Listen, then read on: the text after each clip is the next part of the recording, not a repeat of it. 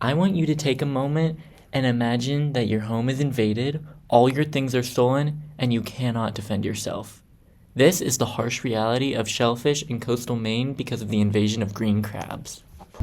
European green crabs originated off the coast of the Nordic and Baltic Seas. They started their invasion by hitching a ride in the ballast water of merchant ships from Europe. They likely arrived on the U.S. coastlines at around mid-1800, being first spotted in Maine in Casco Bay in 1900.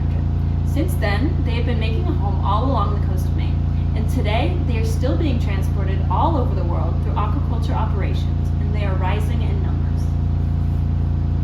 To identify correctly, look for 5 spines or points behind each eye, 3 bumps between the eyes, and their shell can range from about 2 to 4 inches. While you may think the European green crab is green, you'd be mistaken, because only color is not a reliable method of identification. The top shell can be brown, green, or yellow, while the bottom shell can be orange or red. By identifying, you could stop your local fisheries from suffering profit loss and the ecological impacts of the green crab. Eelgrass beds are a critical habitat for many aquatic organisms in Maine, including clams, fish, and crabs. Green crabs snip at the base of the eelgrass, which causes massive habitat loss for aquatic organisms and worsens erosion of coastal ecosystems. The map shown here comes from a study done by Nichols in 2015, demonstrating the huge loss of eelgrass bed density between 2001, which is represented by hashed lines, and 2013, which is represented by solid gray, where you can see how much has been lost due to the green crabs. In the same study, Nichols proved that eelgrass exposed to green crabs had a survival rate of 24%, compared to unexposed eelgrass, which had a survival rate of 82%. Green crabs feed mostly on shellfish species like blue mussels, clams, and very rarely lobsters.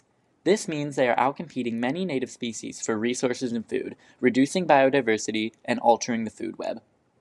A study done by Beale in 2018 shows that less than 0.01% of juvenile clams survive past their first year, and that soft-shell clams' post-settlement mortality is as high as 99% in southern Maine.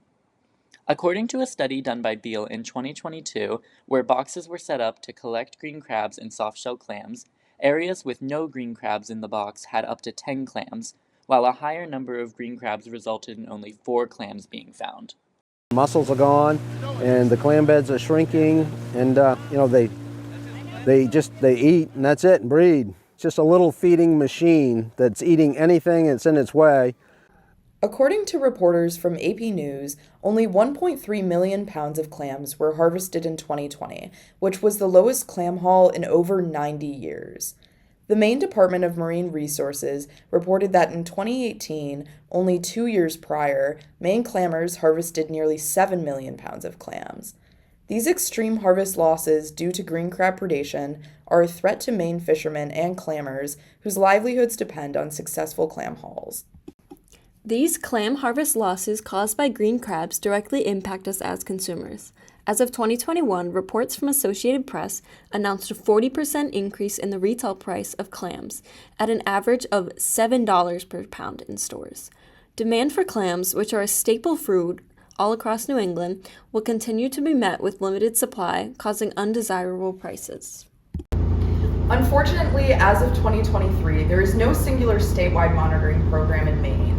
However, this type of research is important for understanding just how much of an impact green crabs have on both the environment and economy.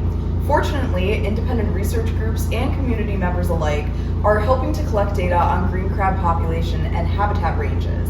If you care about the health of these aquatic environments, you can conduct your own research. Use the link in the description below to get involved with the Gulf of Maine Research Institute's intertidal crab surveys. Their website provides information and resources on how to prepare your own green crab data collection study.